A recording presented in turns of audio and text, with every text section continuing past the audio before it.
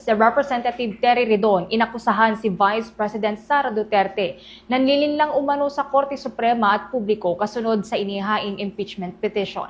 Kaugnay niyan, kumuha tayo ng karagdagan pang detalye sa pag-uulat ni Bombo Annalise Soberano.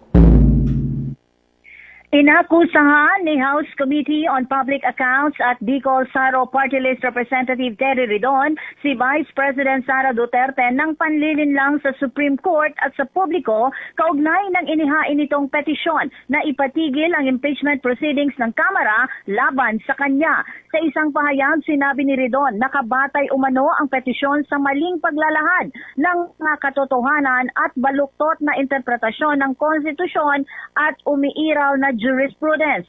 Iginiit ng kongresista na maayos na isinagawa sa plenaryo ng Kamara ang referral ng 4 na impeachment complaint noong February 23, 2026 at hindi lamang nito aksyon ng liderato o ng komite. Pinabulaanan din ni Ridon ang pahayag na kailangan ng deliberasyon bago ang referral, anyay walang ganitong rekisito sa konstitusyon, House Rules o umiiral na desisyon ng korte. Wala rin umanong tumutol o humiling ng deliberasyon mula sa mga mambabatas sa nasabing sesyon. Tungkol naman sa one-year bar rule, sinabi ni Ridon na walang paglabag dahil iisang valid referral lamang ang naitala. Dagdag pa niya, may sapat na batayan sa batas ang mga hakbang ng House Committee on Justice, kabilang ang pagdinig at pangangalap ng ebidensya. Sa kabila ng petisyon, tiniyak ni Ridon na magpapatuloy ang Kamara sa proseso ng impeachment. Inaasahan ding ilalabas sa April 14 ang mga dokumento mula sa Ombudsman, Bureau of Internal Revenue at SEC, pati ang testimonya ng mga testigo. Iginiit niya, magpapatuloy ang proseso hanggang sa matapos ito upang papanagutin ang Vice President kaugnay sa maling paggamit ng confidential at intelligence fund ng Office of the Vice President at Department of Education noong siya pa ang kalihim ng ahensya. Samantala, inaasahang matatapos sa katapusan ng Mayo ang impeachment proceedings laban sa pangalawang Pangulo.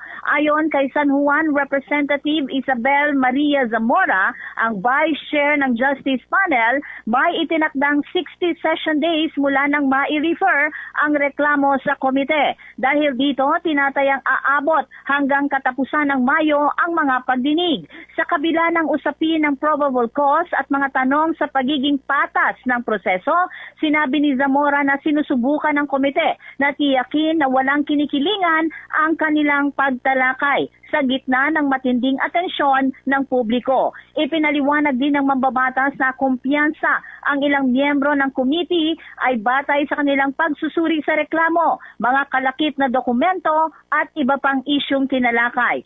Anya, nakita nilang sapat sa forma at substance ang reklamo at may indikasyon ng probable cause.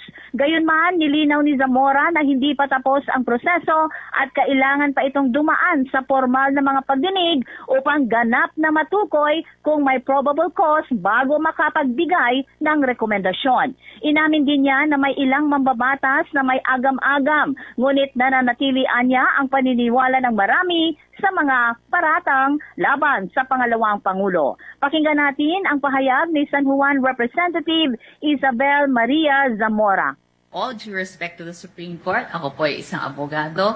Ayun po ang paniwala ng karamihan. Pero naniniwala pa rin ako at hinihintay ko pa rin po ang desisyon ng Korte Suprema na sang-ayon sa konstitusyon. Ito po, gagawin namin ang tungkulin namin under the Constitution, ang tungkulin namin as representatives, as congressmen, and as members of the House Committee on Justice.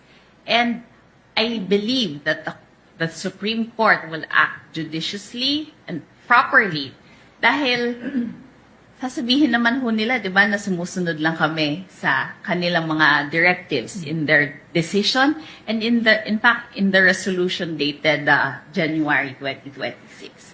I don't think that there will be a constitutional crisis on it.